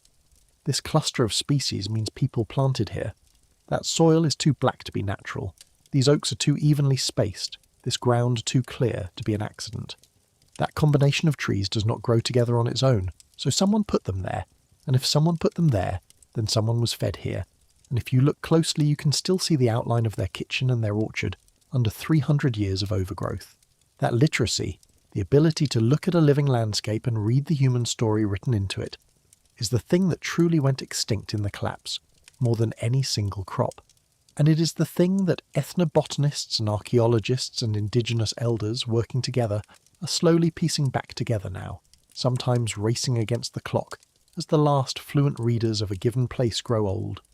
Every time a scientist sits with an elder who still knows which tree to burn beneath and why, a page of that lost book gets recopied before it can crumble. The forest never stopped being a text. We just forgot it was one, and forgot how to read, and are only now, haltingly, learning the alphabet again. Chapter 25. Decide for yourself. Which leaves us, at the very end, with the one thing I truly cannot settle for you.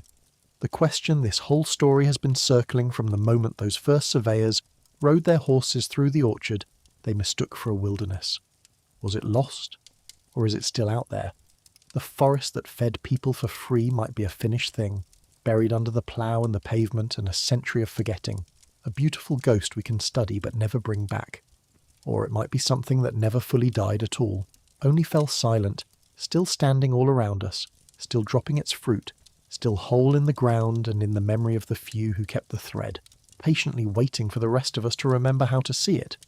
The evidence, the real evidence, the documented and sourced and unglamorous truth does not force either answer. A hemisphere was gardened. A hemisphere was emptied, mostly by an accident of disease and the slow grind of law and economics. No conspiracy required, and the loss was heavier and sadder than any conspiracy could ever be. And the trees are still out there. What you make of that is yours to decide. So let me hand it to you, the way I always do, and I mean this. Down in the comments, tell me straight. When you look at all of it, the tree that fed a continent and died in a childhood, the rainforest that turned out to be a garden, the wilderness that was really a graveyard greening over the work of the dead, the orchard still standing out there feeding no one, do you see a knowledge we lost forever by tragedy and accident? Or do you see something we could still, if we chose to, learn how to read again? There is no wrong answer tonight. I just want to know which way you lean, and why. I read every one of them, and the best conversations on this channel happen down there, between people who disagree and are kind about it. And if this was worth the time you gave it tonight, do one small thing for me before you go. Subscribe if you have not already. It is a quiet little signal, nothing more, but it is the thing that tells me to keep digging up these forgotten corners of the past and carrying them back to you, the way someone once carried a sack of chestnuts down from the mountain. That is genuinely all it takes to keep this going. If tonight opens something in you, the next one goes deeper still, into another place where the official story and the buried evidence refuse to line up, and I think it will keep you up the same way this one kept me up. Until then, remember, the forest is older than the fence, and it has a longer memory than we do. Keep your mind open and keep looking up at the trees, because some of them were planted for you, by hands you will never know, and they are still waiting, until we meet again.